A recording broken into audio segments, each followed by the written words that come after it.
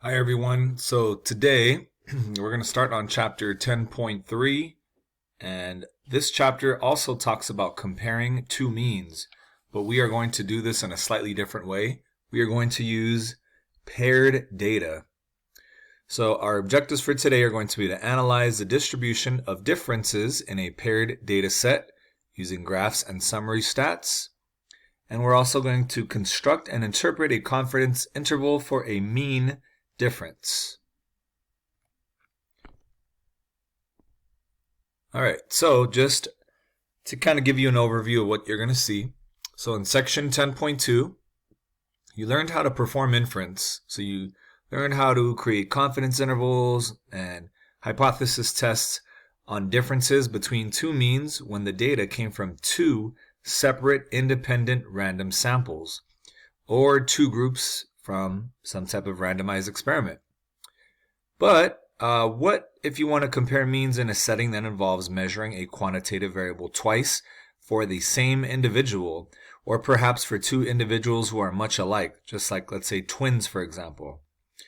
We talked about this earlier in the year in chapter 4. We talked about something called a matched pairs experiment. And that's when this comes in handy, because sometimes it's a little bit more effective to look at the data as a pair. So paired data result from recording two values of the same quantitative variable for each individual or for each pair of similar individuals. So if it's some type of an experiment, you may be giving the person both treatments and pairing that data together, or you may be giving two different treatments to a pair of very, very similar individuals. All right, so here is an example we're going to look at. So a researcher studied a random sample of identical twins who had been separated and adopted at birth. In each case, one twin was adopted by a high-income family and the other twin was adopted by a low-income family. Both twins were given an IQ test as adults. So as you can see, here are the 12 sets of identical twins here. Of course, this is a very unethical study, and there have been experiments done like this in the past, and you would not be able to get away with those today. You really shouldn't ever be able to do something like this, but unfortunately it has occurred throughout time. So here, we've got these 12 pairs, and as you can see, it seems like more often than not, there's only one instance of the low income family twin having a higher IQ score than the one that's in the high income family. So here are the two sets of data plotted. All right, and as you can see, there's about roughly the same variability, but definitely different centers. This dot plot has a much larger center, mean and median, as opposed to the one down here. All right, now here are some summary stats that have been calculated. So the mean IQ score for twin A is 109.5 and for twin B is 103.667. So it's definitely a higher center for the first one. Now there's a similar amount of variability, 9 to 8. Now there's so much overlap between the groups, however, that the differences in the means do not seem statistically significant. So by that, as you can see, there's only a few twins down here that are not overlapping with the other group. So if you were to run a two-sample t-test here, you may not find any statistically significant difference. But here's an alternative way to analyze these data, and a way that's more effective and more appropriate. These data are paired because you have two very, very similar individuals. They're twins. So if you treat these as paired data, and you'll see a third row down here that are the differences in the IQ scores. So if we take each individual pair, 128 minus 20, just subtract, we get 8. 104 minus 99 is 5. 108 minus 99 is 9, so on and so forth. And as I said, you've got one negative value here, which represents a twin from family B that scored higher than family A. So here is a new dot plot down here. Now, what we do in this case is we calculate what's called the x bar of the difference. And x bar of the difference is about 5.833. That's the mean difference in the two IQ scores of the groups. Notice how much smaller our variability is here. It's about 3.93. We've reduced the standard deviation quite a bit from the 8 and 9 on the previous slide. All right, so we'll revisit that problem, but when you get two sets of quantitative data now, you're going to have to be very, very careful on how you analyze it. So proper method of analysis depends on how the data are produced, and we'll talk more about how to differentiate between the two types.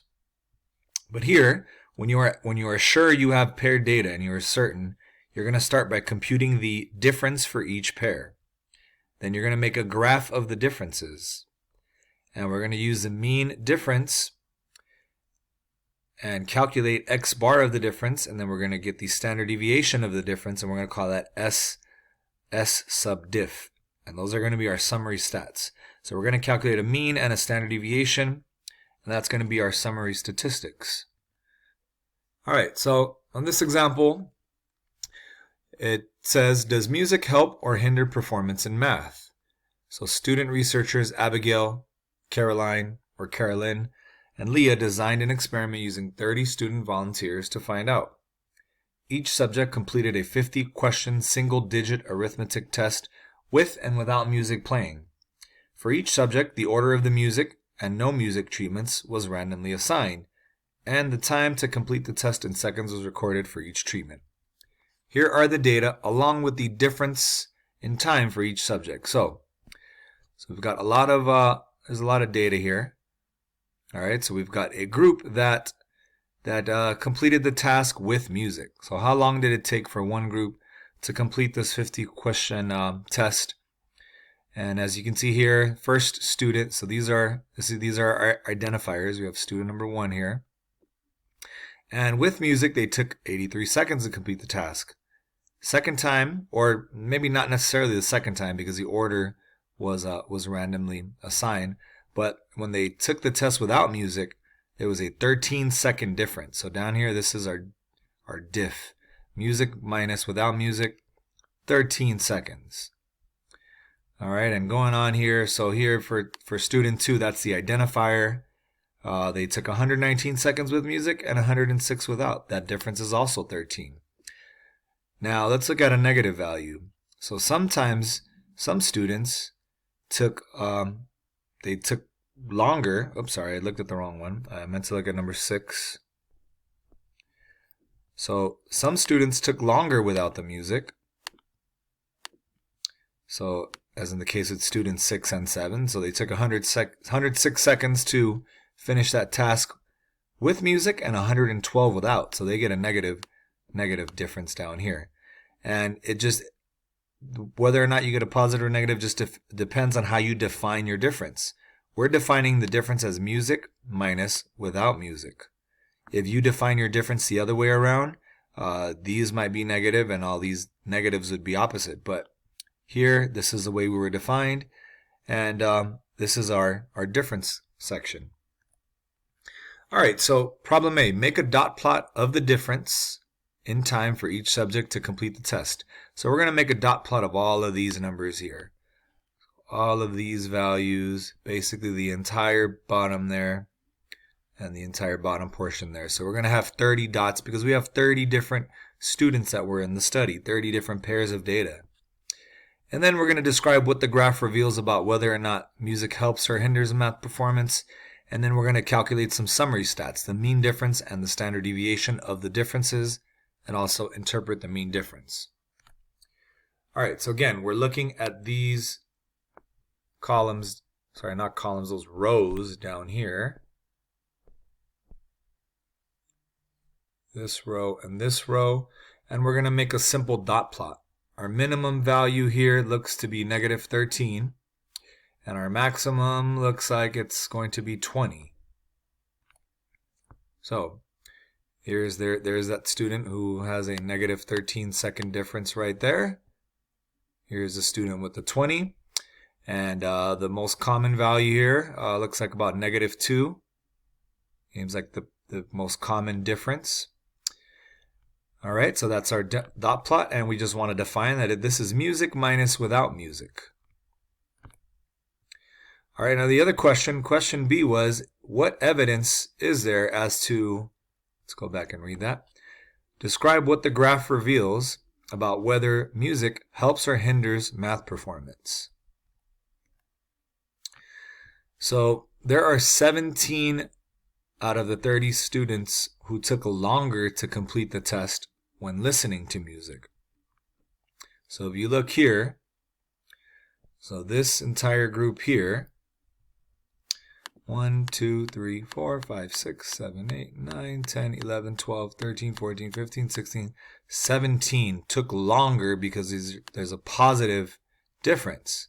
One student was neutral, and then you had 12 that performed much faster. Okay, so there is some evidence that music hinders your performance, that it takes you a longer time, it gets you a positive difference.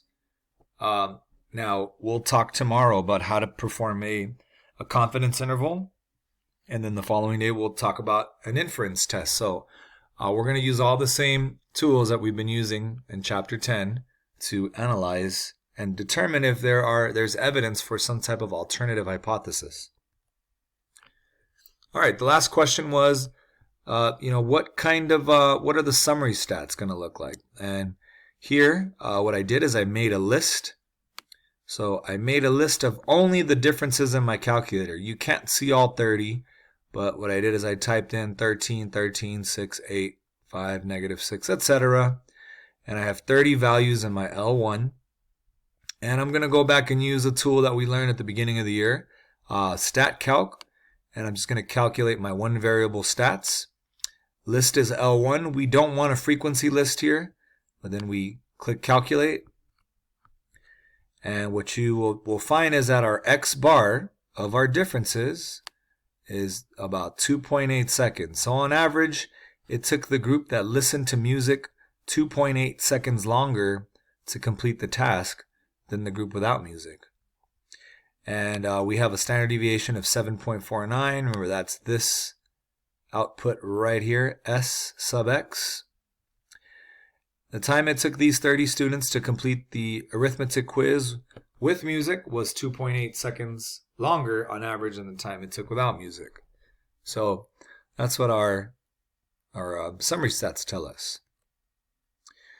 All right, so I want you guys to read through this. This is also in your book, and it just talks about how you can analyze paired data, which we mentioned a little bit earlier, and just two different ways you could have done the study that you just read about on the previous slide.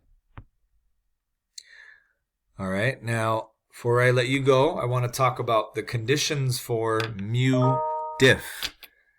So the conditions for constructing a confidence interval about a mean difference are very similar. Again, there's going to be nothing new to what you see here. Okay, just some slight differences. Our random condition comes from the fact that the paired data come from a random sample from the population of interest, or from a randomized experiment. Now, if you get volunteers, you can also randomize the order of the treatments. That's another way to satisfy the random condition. 10% condition, that population should be less than 10%, or I'm sorry, your sample should be less than 10% of your population. And we have that same normal large sample condition. If you have 30 individuals and you're calculating differences for 30, your sampling distribution will be approximately normal by CLT. If it's less than 30, you've got to watch out for strong skewness or outliers. All right, and I'm going to stop there. Tomorrow we'll calculate the full confidence interval.